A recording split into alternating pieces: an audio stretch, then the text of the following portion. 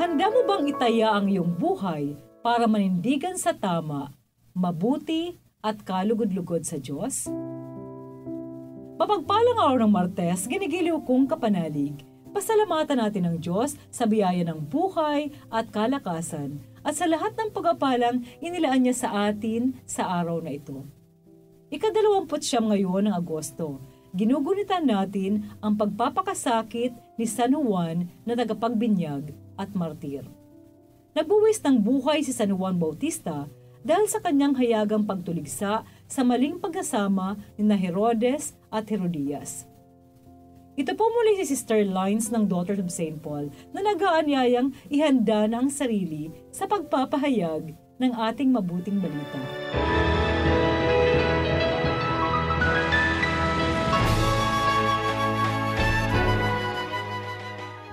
Si Herodes ang nagpahuli kay Juan at ipinakadena ito sa kulungan dahil kay Herodias na asawa ng kanyang kapatid na si Felipe.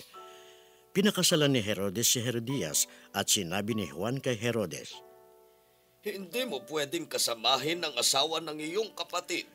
Talagang matindi ang galit ni Herodias kay Juan.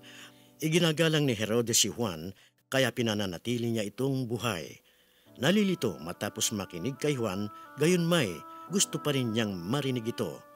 At nagkaroon nga ng pagkakataon sa kaarawan ni Herodes nang maghanda siya. Pagkapasok ng anak ni Herodias, nagsayaw ito at nasiyahan naman sa kanya si Herodes. Sinabi ng hari sa dalagita, "Ibibigay ko sa iyo ang anumang hingin mo, kahit na ang kalahati ng aking kaharian." Lumabas ang anak at tinanong ang kanyang ina, "Anong hihingin ko?" "Ang ulo ni Juan Bautista."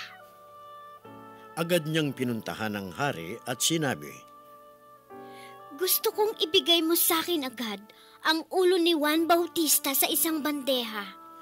Nalungkot ang hari dahil sa sinumpaan niyang pangako sa harap ng mga bisita, ngunit ayaw niyang tumanggi.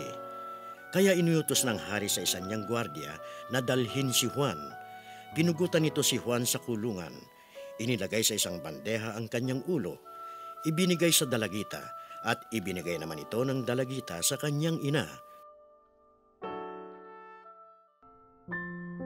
Mapagpalang araw mga kapanalig. Ako si Ronaldine D. Guzman, miyembro ng Lector Commentator ng Minor Basilica of St. Dominic D. Guzman, San Carlos City, Pangasinan.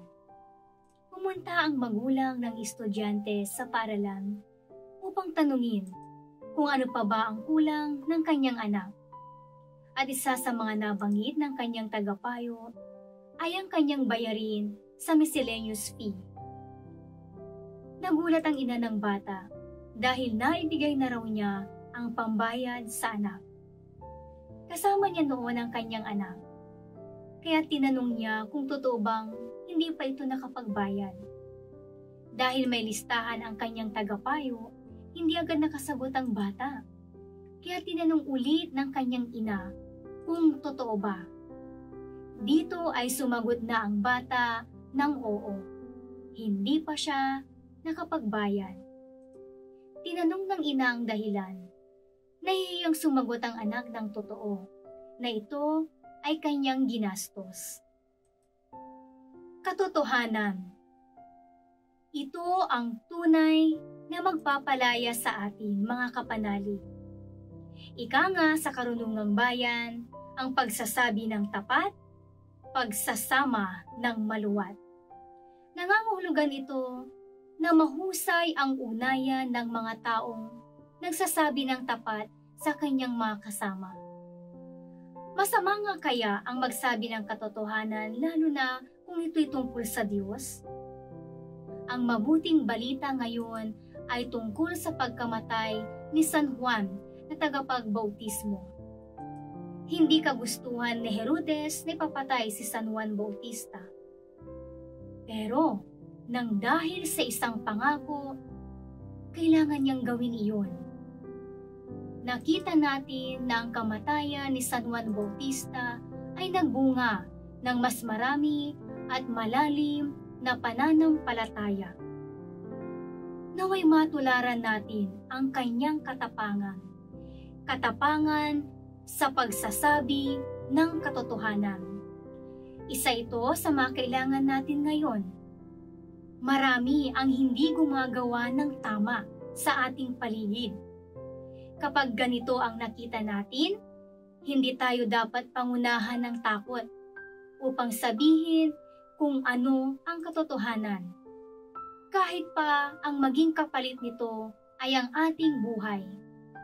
Palagi tayong manindigan sa katotohanan at huwag ipagpalit ang prinsipyo sa kahit ano paman. Magalit man ang lahat ng tao sa mundong ito. Ang mahalaga, ginawa natin ang tama at ang tungkulin natin. Dahil sa Diyos tayo mananagot sa takdang panahon. Manalangin tayo. Panginoon, turuan mo po kami na maging matapang sa pagsabi ng katotohanan. Dahil ito ang tama at nararapat. Matularan nawa namin si San Juan Bautista na naging matapang at handang isiwalat kung ano ang katotohanan. Amen. Mga kapanalig, support Pauline's online ministry. Subscribe, like, and follow us on Facebook, YouTube, Instagram, Twitter, TikTok, Spotify, Google, and Apple Podcast. Maraming salamat po. At sa lahat na nagme-message sa amin na humihingi ng panalangin para sa iba't ibang intensyon. Asahan po ninyong ipinagdarasal namin sa Diyos ang inyong mga kahilingan.